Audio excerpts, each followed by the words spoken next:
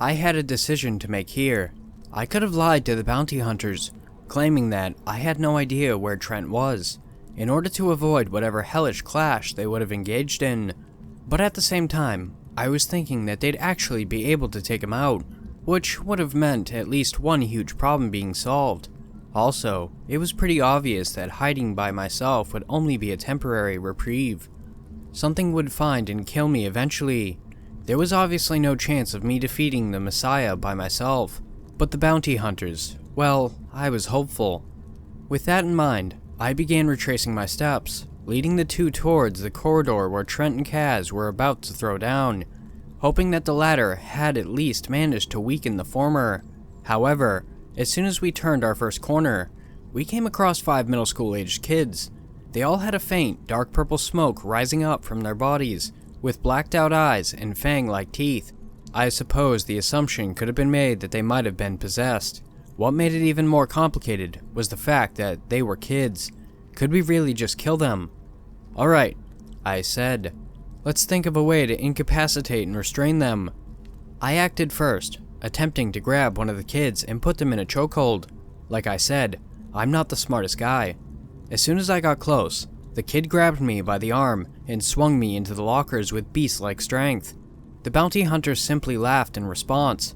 After wiping an amused tear from his eye, the man stepped forward, drawing an extremely large blade from his exoskeleton. He rushed forward at a dizzying speed, slicing each of their heads off in immediate succession. "Alright," he said, completely unfazed by what he'd just done. "Let's go." "Why did you—" I began, stammering out. "They were kids. We could've frickin' what?" The woman said, stepping by me.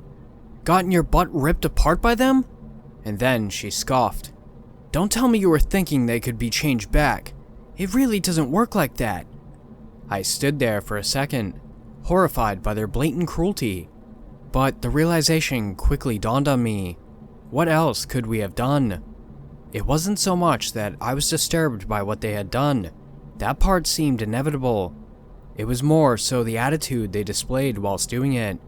"Well?" the man asked me. "Are you coming or what? We'll ditch you right here if you don't want to move." I forced myself to get over it, under the reasoning that I was going to forget that any of this had happened. Well, try to forget. The idea of a brain wipe was sounding pretty good at the moment. When we got to the corridor where I'd seen Trent last, it was empty. No bodies even, just a lot of bloodstains on the ground. The male hunter sighed. "Well, damn. Really hope that he's alive." As we were about to head off to keep searching, a voice called out from behind us. "What's going on over here?" It was deep and gravelly, in a tone that was both reserved and implicitly aggressive.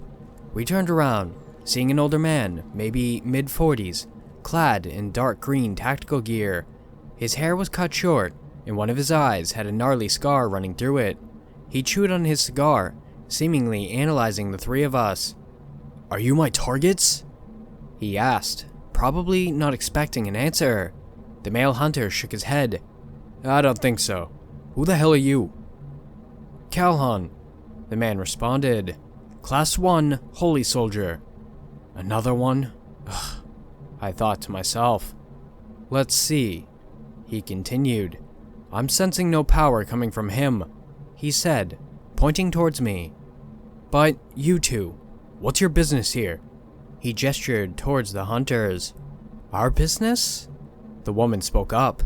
"Nothing to do with you." Calhoun sneered, before dropping his cigar and stomping on it. "You're impeding official US military business. I fricking hate bounty hunters. Get a real job."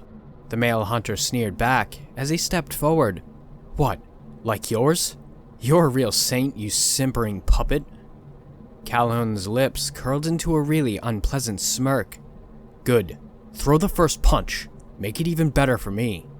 And then, before I could say anything at all, they were fighting. Each of their swings and kicks were devastating, shattering the ground and busting open metal lockers with each missed strike. It truly was a clash between titans, and it was infuriating to watch given the situation. "What the hell are you guys doing?" I called out. "Can't this fricking wait?" I turned to the female hunter, expecting her to be some voice of reason. But of course, she was also insane, watching the fight with a huge smile plastered onto her face. "Oh God," was all I could mutter out. While the fight had started off pretty even, Calhoun was quickly gaining the upper hand. He stopped one of the male hunter's slashes by grabbing the blade. "You don't have any experience, do you, boy?" he said, before snapping it off and plunging it into one of the hunter's eyes. Despite the grievous injury, the hunter simply let out an exasperated grunt and persisted forward. He began swinging with his naked fist, managing to connect a few times with Calhoun's ribs, but the holy soldier hardly seemed affected, grabbing the hunter by the head and drilling his knee upwards, shattering his jaw. Calhoun finished him off by pulling out an extremely sawed-off shotgun and blasting the hunter's torso to hell. I could only watch and object shocked as the inexplicable scene unfolded in front of me, but I'd be lying if I didn't admit to being somewhat astonished by the whole thing. I was nearly in a state of morbid awe. I looked at the female hunter, expecting her to be absolutely fuming. Instead, she just sighed, before drawing her own gun and immediately blasting a shot at Calhoun. Point blank, I thought, "There's no way he..." I looked up, seeing Calhoun with his fist outstretched, the veins on his hands pulsating. He opened his hand, dropping a massive, bloody bullet to the ground. "Shit, that hurt," he remarked. The woman reholstered her weapon, appearing to be somewhat worried. "All right, you old bastard," she muttered, sounding increasingly unhinged. She removed her goggles, revealing a pair of large, bright red eyes underneath. She grunted, before releasing what could only be described as a beam of optic energy. The blast ripped through everything in its path, as she followed Calhoun with it. At a point, it was inches away from cutting me in half. Had I not jumped, but no dice for her. The guy was just too fast on top of his overwhelming strength. He evaded her blasts with ease, before he rushed forward, decapitating her with one chop to the neck. Her head went flying, before landing at my feet. It was a sight that caused me to gag. I've seen my fair share of rough stuff, but the state I'm located in is one of the safest in America.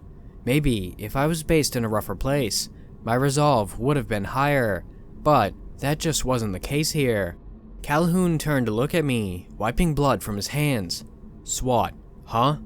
I can respect it. You're still getting brainwiped after everything is said and done, though." I opened my mouth, searching for a response, but there just wasn't anything I could force myself to say. "Count yourself lucky," he said, in response to my apparent apprehension. "It'd be easier for me to kill you on the spot. I'm letting you live out of the kindness of my heart." That seems likely faulty logic, I thought to myself, but whatever. There was obviously no use arguing with the guy. "What the hell's going on outside? Is it safe?" I asked him. Calhoun chuckled, somewhat condescendingly. "You don't want to see what's going on outside." Obviously, I wasn't terribly excited at the prospect of some state-ordained brain-wiping procedure, but at the moment, I was just trying to survive. I began following Calhoun at the beginning, traversing through the corridors. "Where are we going?" I asked him. "Looking for the Messiah," he responded. "Once I get rid of him, we can go home." It was something that seemed far easier than done, but I really had no other option than to follow the guy. He seemed strong enough after all. He was shouting up a storm as he walked through the halls in an attempt to provoke Trent to come out. It was something that made the hairs on the back of my neck stand up. We were drawing too much damn attention, although it didn't seem to matter much, since Calhoun either punched or shot a hole through any creature that attacked us. After a few minutes of this, somebody took the bait and met us in a hallway, but it wasn't Trent. It was a tall, wiry man with dark, slicked back hair, wearing a leather jacket and tight jeans. What now? I thought to myself. Another government guy? More bounty hunters? "You're causing quite the ruckus out here," the man said, walking forward. "Are you looking for somebody?" "Yeah," Calhoun responded. I don't think it's you, though.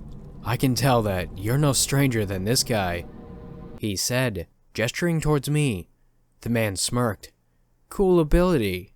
I can tell you're pretty strong as well." Calhoun scowled, already annoyed at the conversation. "Where's Trent? You another one of his lackeys? I thought he only recruited the strong.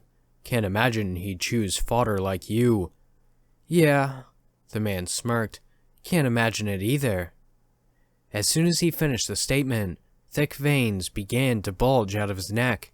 He stuck his arm out to the side, and before I could blink, it morphed into a terrifyingly familiar sight. It was the same insect-looking appendage that grabbed Axwell earlier. I could see Calhoun's eyes beginning to widen up upon realization of his misjudgment. He took a fighting stance, rushing the man faster and more ferociously than he did to the female hunter. The man swung at him, but Calhoun was swift enough to dodge the strike, managing to punch a hole through the man's torso. But instead of reeling in pain, the man simply continued grinning. "Tough guy, huh? Good for you." Still, with a gaping hole in his stomach, the man extended his other arm, transforming it into some kind of massive, fleshy, veiny axe. He swung it forward, managing to slice a portion of Calhoun's forearm off, who'd barely managed to dodge what would have been a fatal blow. "Come on," the man said nonchalantly. "Don't force my hand here." As he said this, I could see the hole in his stomach beginning to regenerate. It's a screwed up sight, to say the least, but it didn't end there.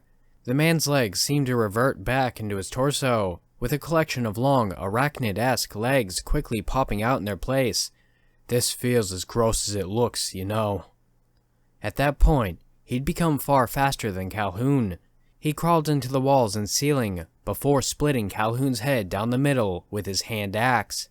When he landed back on the floor, he'd returned to his normal human self once again, and then he turned to face me. "Look at that. My jacket's ruined."